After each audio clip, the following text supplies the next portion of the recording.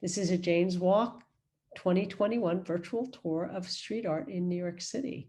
So a lot of people think that street art started in the 70s or 80s in New York with all the graffiti on the subway, and it actually started way before then. We've been painting on walls since at least 3,500 years ago. This is the tombs of the nobles in Egypt. So this gives you a sense of how old street art is. There were some fantastic murals that were painted by the Egyptians 3,500 years ago. But street art and painting on walls has been happening for a very long time. Sometimes it was political. For instance, this one is a mural of anti-Nazi slogan in the 1940s. This is from Nicaragua in the 1980s. Again, a political mural, political saying, challenge, statement on the walls.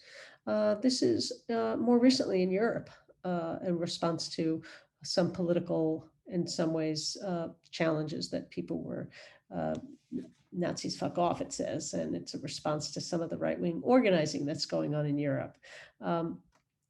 Street art in New York can also be traced to Takai 183.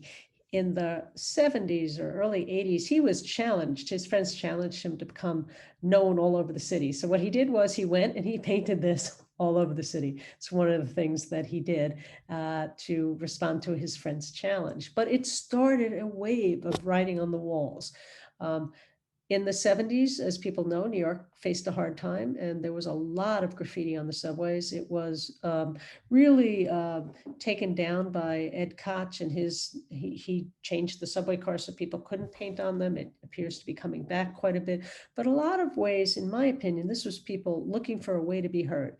It was young, Black and Latino, mostly men, young men who didn't feel heard or seen in society. And so they were finding a way to do that, to make themselves heard, to make a statement about who they were. There's a lot of, you can find a lot of YouTube videos if you want on the history of street art. I wanted to just touch on a few things very quickly. Two key people in the history of New York City street art are Herring and Basquiat. So Herring was a gay artist who died of AIDS, and he painted on the subways. He painted in all those areas that you see now for ads. They were blank in the 70s. People were not advertising on the subway. And so he used chalk and he did other things to paint his figures in the subways. He got arrested quite a lot for doing that. Basquiat painted all over the city. And if you saw, he had a signature crown that he would paint, but it was part of his development as an artist. And he died, of a heroin overdose. But Warhol, Herring, and Basquiat were close, and they were friends, and did a lot of sort of interactions with each other, and helped each other to develop their art and their art sensibilities. This is a very famous wall in New York called the Bowery Wall. It's on Bowery and Houston. It was painted by Herring in the early 80s. And since then, it's been Bowery Wall has been an institution of street art in New York City. Every 3 months, there's a new mural painted on it. This one obviously is very old, no longer there. Herring also did a mural up in Harlem called Crack is Whack, which you can't see right now because there's construction happening around it. So they've covered it over, but this was during the crack epidemic. And so he was writing a response to that. And this mural is actually still there, but covered over. So what is modern street art? So street art can be done in a lot of different ways. Spray paint is the major means, but how do you apply the spray paint to the wall? So you'll see that it's developed into this amazing art form. This is a mural. You're going to see this again in a few minutes. But this is a Bushwick Collective mural done by two artists. Photorealism is a trend in street art. So this is actually not from New York. This is from Australia. It's a huge mural by a street artist named Smug, and it's a good example of photorealism, and it's huge. This one is an example of deconstructionism. So Urban Rubin is a street artist from Miami, and he paints deconstructions. All of his all of his street art is a deconstruction. And I love the idea of a deconstruction on the street. So this is Biggie Smalls, and it's a deconstruction. Another way of doing street art is stenciling, and this is me here doing some stenciling.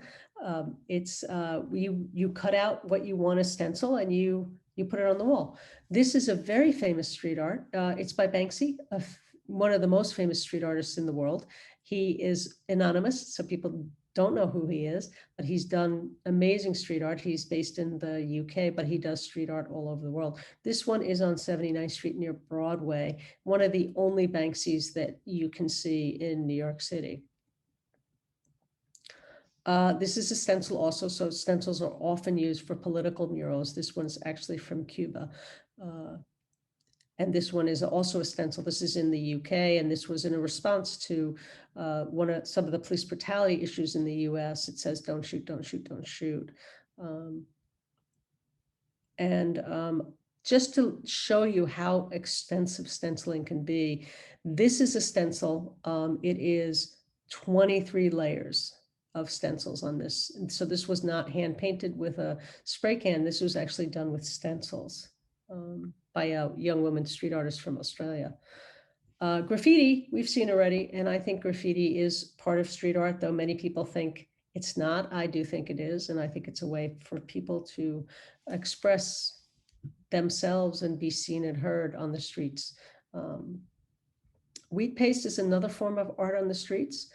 This one's by a Brooklyn street artist named LMNOP. There's actually an interview with her on my website. If you want to know more about her, but this is the kind of art that she does. And then she wheat pastes it instead of painting right on the wall. Tagging and bombing is when street artists write over and put their initials over other people's art.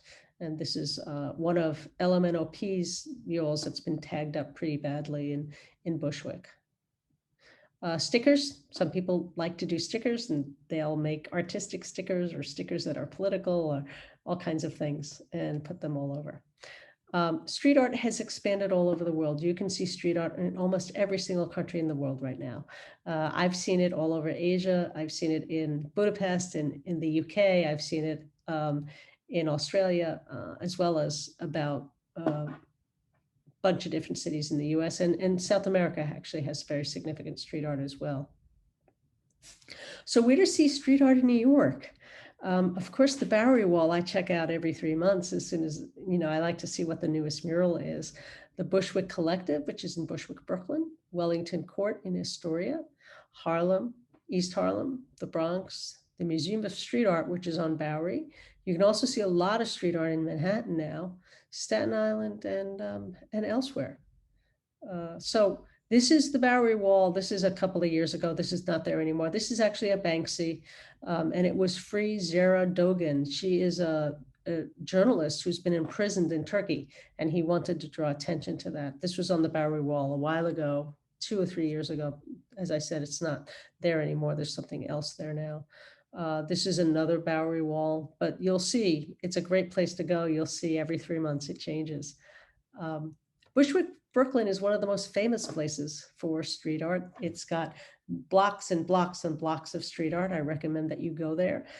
This one you saw earlier, it is by Lee Hill and Adnate. Adnate is a street artist from Australia, and they did this. This is a Tibetan woman and some Tibetan imagery. Again, this is what Bushwick looked like. There's street art everywhere you look.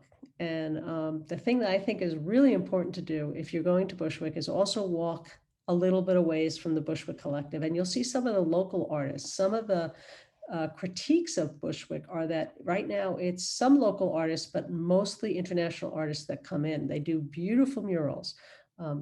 But if you want to see some of the more local New York artists, walk a few blocks away, you'll begin to see some murals by local artists who are not part of the Bushwick Collective. Cypros, this is Cypros. He's a very famous street artist. This is Biggie Smalls. There's quite a number of Biggie Smalls murals in Bushwick. He lived not far from there, so that's why. But this is Cypros. This is Mr. Hyde. He's a Canadian street artist, and this was him painting a couple of years ago. In June, the Bushwick Collective does a big party and where they paint a lot of new murals. And hopefully they'll be able to do that again in 2021. I don't know what the plans are, but early in June, and you'll get to see a lot of street artists at work painting murals and see what the latest is there. Wellington Court, Queens is a little of an alternative to Bushwick. It's this is a mural that's there, but there's a lot of beautiful murals there. There was a whole series of murals that were done on the 50th anniversary of Stonewall. In 1969, the Stonewall Rebellion started the modern gay rights movement. And so for the 50th anniversary, they did a whole series of murals at Wellington Court. This one in particular is Marsha Johnson. She was a transgender leader and activist. She was at Stonewall, part of that whole rebellion. She was a longtime political leader and was murdered in 1992. Again, some more in Wellington Court. This one in particular I love. It's Joe Iorato again, and you'll see this is a nod to Keith Haring. You'll see it says art is for everybody, but you'll see Keith Haring it's a painting of Keith Haring right near the art. And then if you look over here near the heart, in the little girl's shirt, you'll see Keith Haring like figures, the kind of figures that Keith Haring painted. This is also in Queens at the Wellington Court. And then if you want to take a look at one of the things that happened a number of years ago is that there was a huge building in Queens that was covered by street art. It was called, and it was called 5 Points. And the building was bought by a developer. The developer tore down the building and all the art that was on it. The artists that painted on that building sued him and actually won a court case about freedom of expression and their right to have painted and the destruction of their artwork. And they actually won that case. It's one of the first cases in the US where street artists have won. Anyway, a number of those artists have been part of the Museum of Street Art, which is on Bowery and near 2nd, I think. The Museum of Street Art, if you Google it, you'll find it. It's about 20 floors of street art in the stairwells, and it's a marvelous place to go take a look. I don't know what's happening in COVID. You might have to wait until the city is fully opened up to do this, but you go up to the top of the building and you walk down and you see all of these marvelous pieces of street art by the artists from 5 Points. Harlem. It's another great place to go see street art.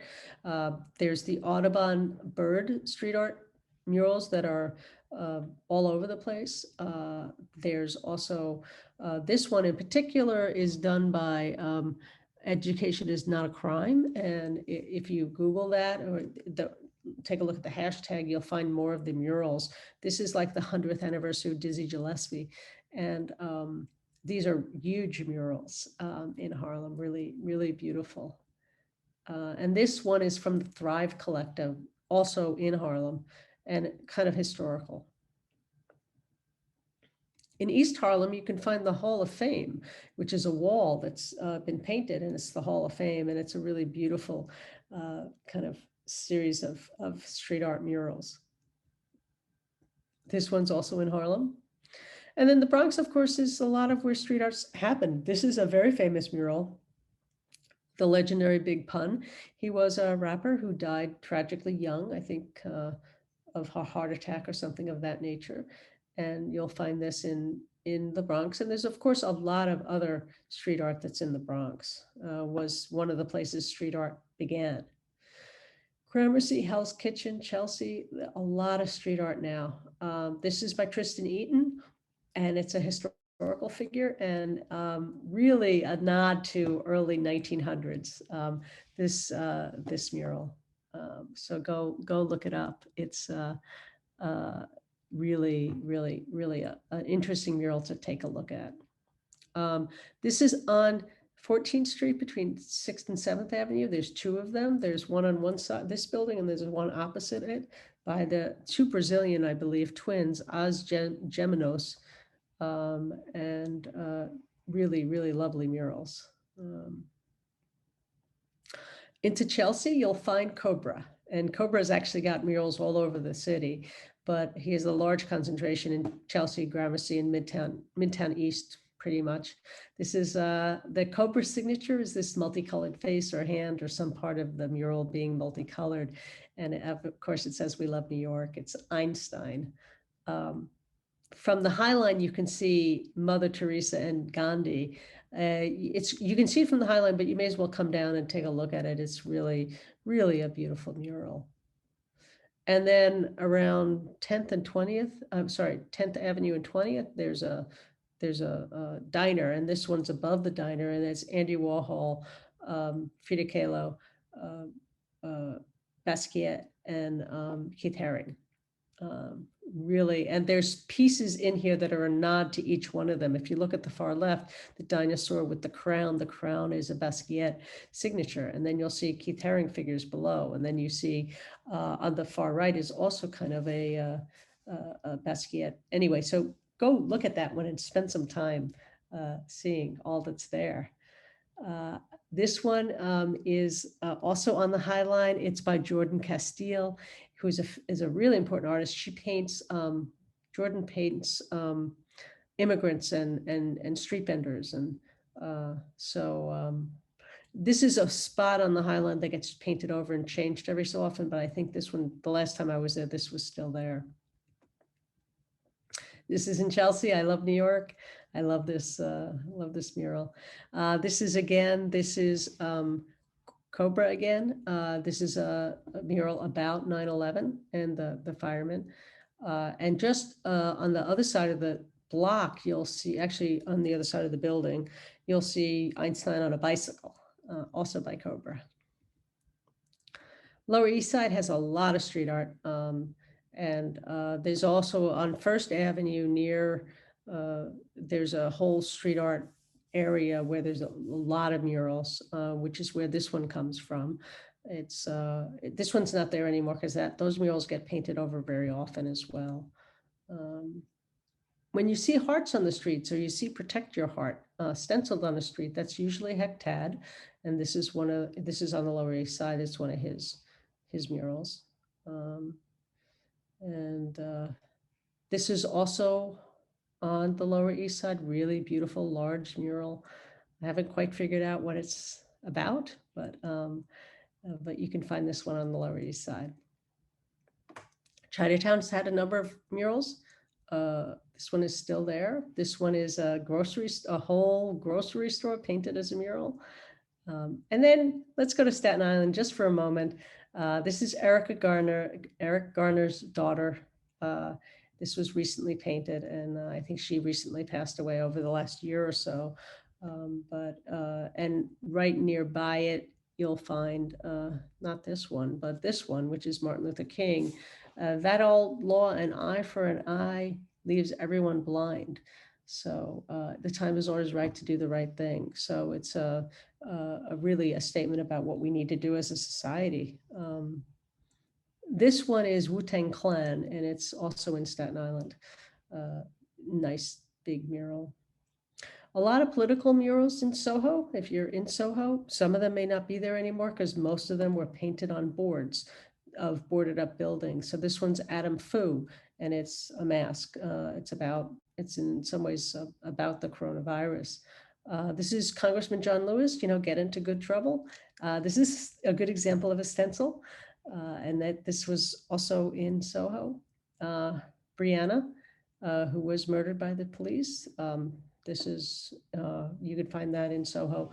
Right near this mural, which is Colin Kaepernick, kneeling, and it says, "Do you understand yet?" So some of these murals in Soho aren't there anymore. I would walk around Soho and just sort of wander the streets and see what you see, because a lot of the buildings that had boarded up the boards are coming down. And lastly, there's a lot of Black Lives Matter statements around the city. You'll find them downtown. You'll find them in front of Trump Tower. This one is at near Union Square. And it actually wraps around the right side of the building, and it goes on for quite a bit. It's really, really worth going to see.